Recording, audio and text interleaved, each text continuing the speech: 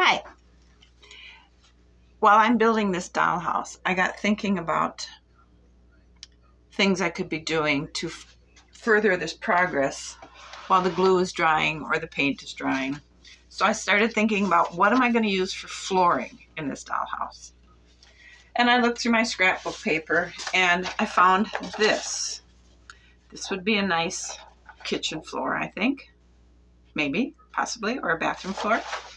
But then I thought, okay, you want to make this like the early 1900s type deco theme. Would this be appropriate? Would this fit? I don't know.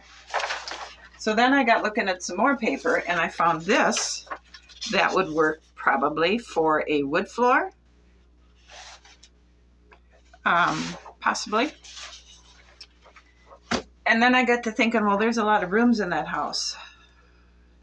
So we can go the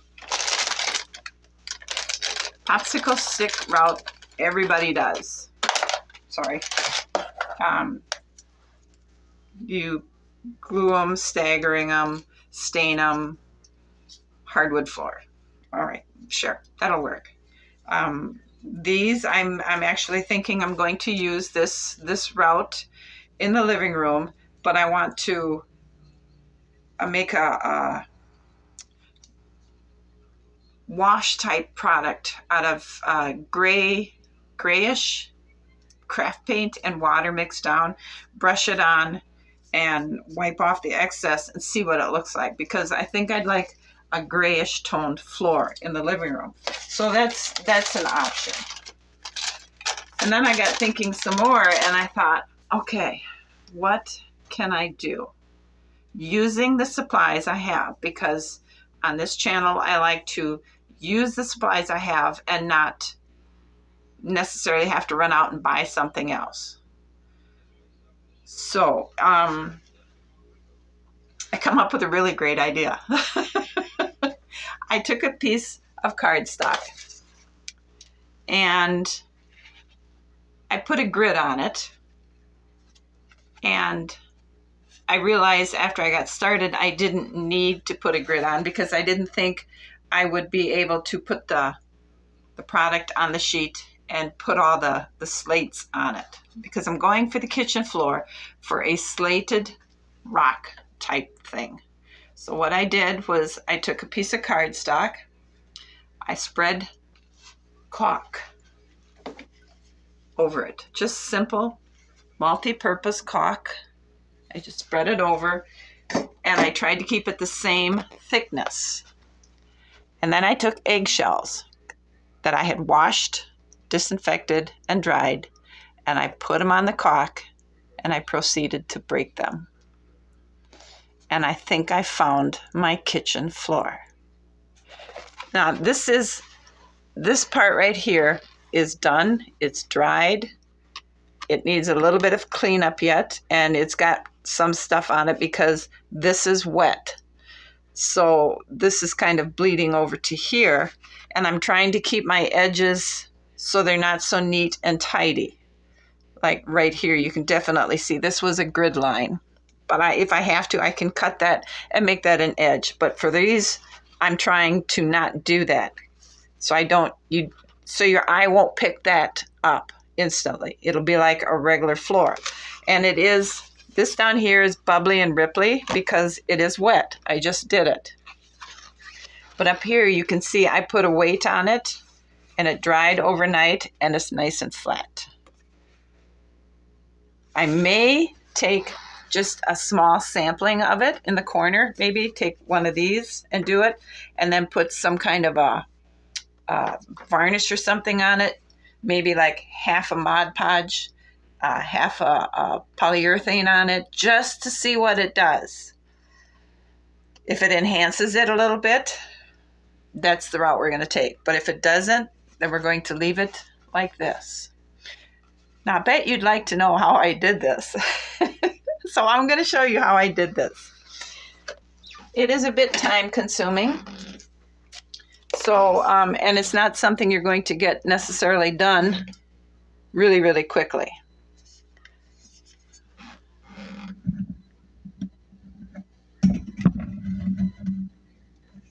So what we'll do is we'll take some some caulk, spread it around. Again, it's a guessing game for how much caulk you're going to want to put on. And I took a little sheetrock spatula, putty knife type thing, and I'm spreading it where it's kind of even with the tiles that I've already got laid down. So it will kind of keep it in the same level, so to speak.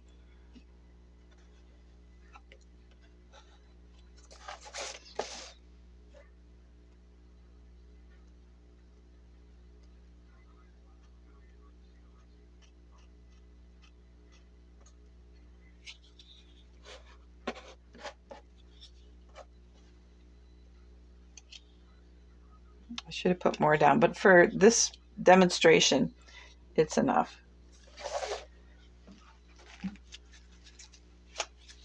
And then when I get it sort of leveled out, I go back on the eggshells and I scrape it off.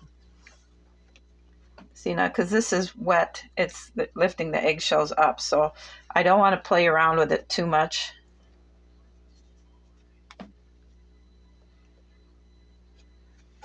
We're going to let it go at that. All right, then you're going to take your eggshells. I am using brown eggs that came from buff-colored chickens. And like I said, you're going to want to make sure you get them washed and disinfected as good as you can. And then you just break them into sections and you put them on there. You take a little piece of stick and then you just start breaking them in there and working them into place. I don't worry about keeping the proper or the same amount of space between each one because it's supposed to be rather a primitive floor. And I think it's just neat how this is allowing itself to be worked with. And because it's, for want of a word, cooperating, I'm not having to go out and buy something to create floors with. And I just kind of get them roughly into place.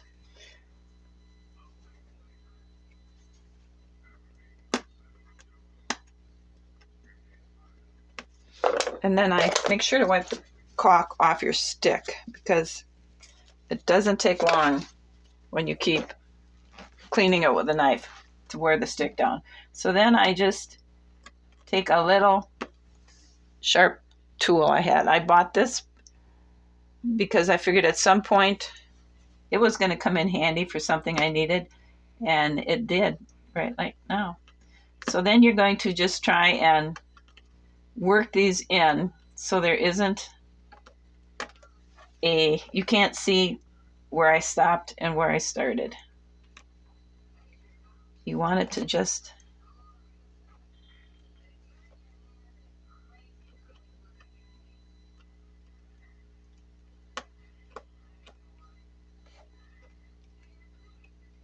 where it blends together. And when you have a little spot, like right here, I don't know if you can see it, but there's a spot that should have a piece of an eggshell. So I'm going to take from another section and work it in there so it all kind of fits together. And it doesn't take long for this caulk to set up, so you don't want to spread the whole piece of paper full because like this stuff is already setting up and I can't move those rocks very well.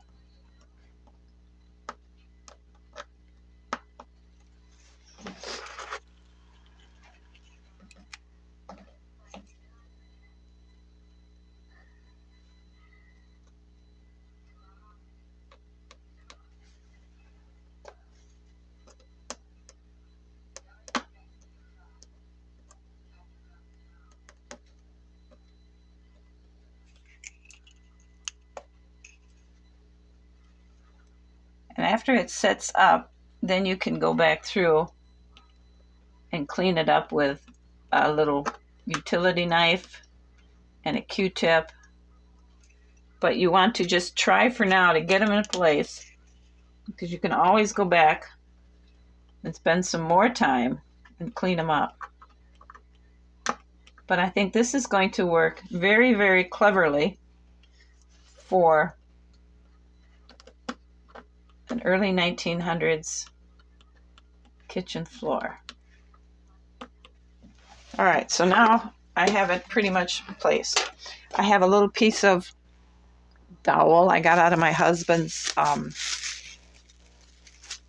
scrap box, and I put a piece of saran wrap over it, because at some point I'm going to find something that this will be good for. I don't want to get it full of caulk. So I just roll it over, just like a rolling pin. And you can hear it forcing the eggshells in the caulk. You can also hear them breaking, the ones that I didn't get broke. And so then this is getting pretty filled up. I'm going to throw that away, and I'm going to give it time now to dry and set. So I put a piece of plastic over it, and then I put something that's stiff so it won't allow the cardboard to bend. And I put there on there, and then I put a rather heavier weight. This can is full of my trim paint, so it's got some weight to it.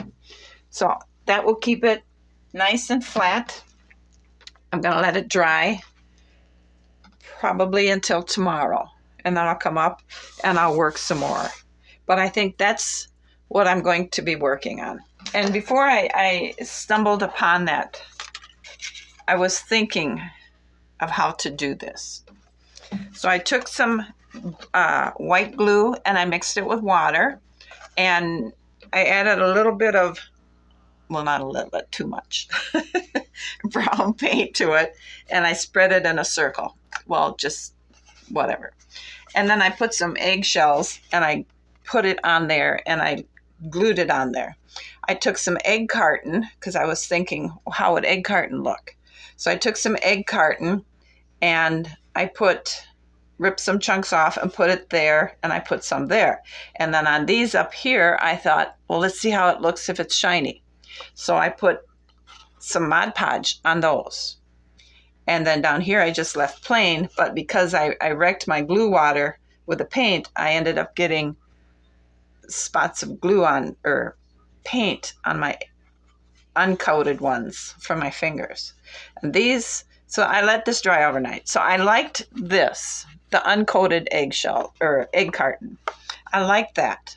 I didn't like the Mod Podge coated one, because it just, maybe for a different time period that I'm trying to create, might work. Like for the big blue dollhouse that I have in the other room that I'm still working on. Maybe that might work for the bathroom floor and that.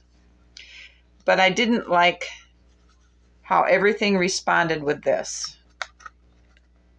Granted, I can't, if I have to push really hard to break those eggshells on the glue water, but I just wasn't happy with it.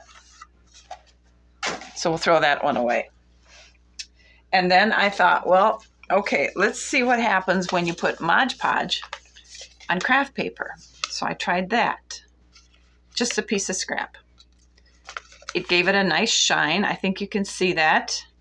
And if you look really close, I don't know if you can, but I can see the brush strokes. So if I were to use this on a different patterned scrapbook paper, I would have to use perhaps a foam brush so you couldn't see the brush strokes.